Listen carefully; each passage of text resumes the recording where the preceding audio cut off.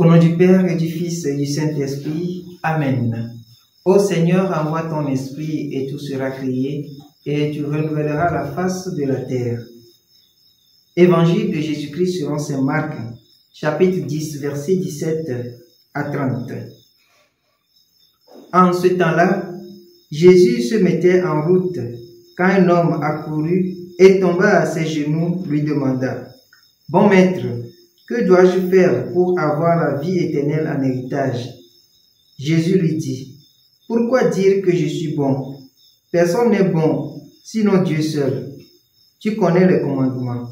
Ne commets pas de meurtre, ne commets pas d'adultère, ne commets pas de vol, ne porte pas de faux témoignages, ne fais de tort à personne, honore ton père et ta mère. » L'homme répondit: « Maître, tout cela, je l'ai observé depuis ma jeunesse. » Jésus posa son regard sur lui et il l'aima.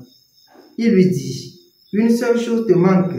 Va, vends ce que tu as et donne-le aux pauvres. Alors tu auras un trésor au ciel. Puis viens, suis-moi. » Mais lui, à ces mots, devint sombre et s'en alla tout triste, car il avait de grands biens. Alors Jésus regarda autour de lui et dit à ses disciples: « Comme il sera difficile à ceux qui possèdent des richesses d'entrer dans le royaume de Dieu. » Les disciples étaient stupéfaits de ces paroles. Jésus, reprenant la parole, leur dit: « Mes enfants, comme il est difficile d'entrer dans le royaume de Dieu, il est plus facile à un chameau de passer par le trou d'une aiguille qu'à un riche d'entrer dans le royaume de Dieu. » De plus en plus déconcertés, les disciples se demandaient entre eux: « Mais alors, qui peut être sauvé ?» Jésus les regarde et dit: « Pour les hommes, c'est impossible, mais pas pour Dieu, car tout est possible à Dieu. » Pierre se mit à dire à Jésus: « Voici que nous avons tout quitté pour te suivre. » Jésus déclara: « Amen, je vous le dis, nul n'aura quitté à cause de moi et de l'évangile une maison, des frères, des sœurs, une mère, un père, des enfants ou une terre, sans qu'il reçoive en ce temps déjà le centuple. Maison, frères, sœurs, mère, enfants et terre, avec des persécutions, et dans le monde à venir, la vie éternelle. »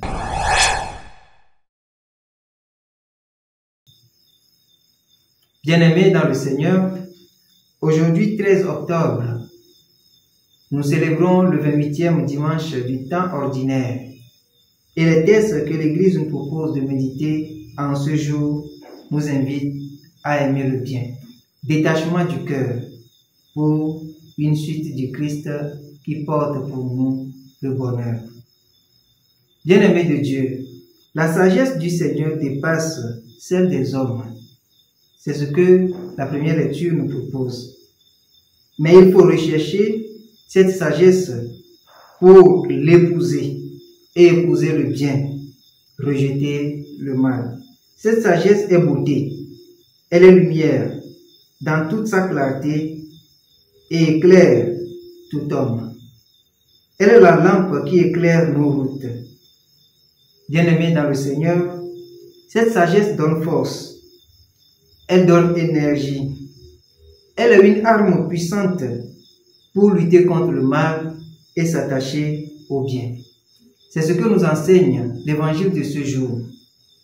Quand ce jeune homme vient vers Jésus et lui demande ce qu'il faut faire pour avoir la vie éternelle, Jésus lui demande tout simplement de retourner vers les commandements.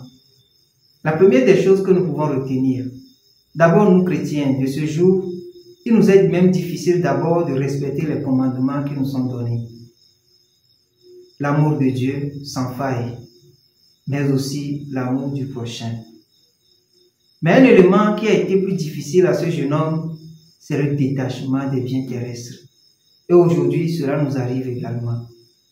Nous devons donc d'abord respecter les commandements, puisque ceux qui respectent le commandement, la loi de l'amour de Dieu et du prochain, Dieu les aime. Dieu lui-même vient établir sa demeure en eux.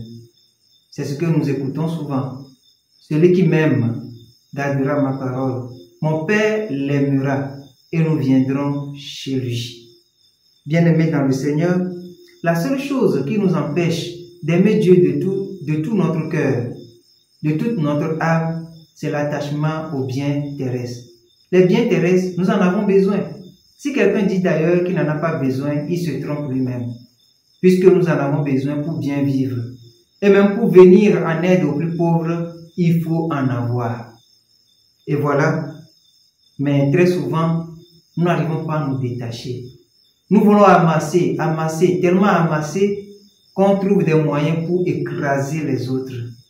Celui qui se détache du bien, celui-là, même s'il en a, il devient source de bonheur pour les autres. Demandons en ce dimanche la grâce d'un cœur détaché, un cœur toujours ouvert, un cœur qui court jusqu'à la témérité vers le bien, parce que le bien accompli sur terre ne se perd jamais.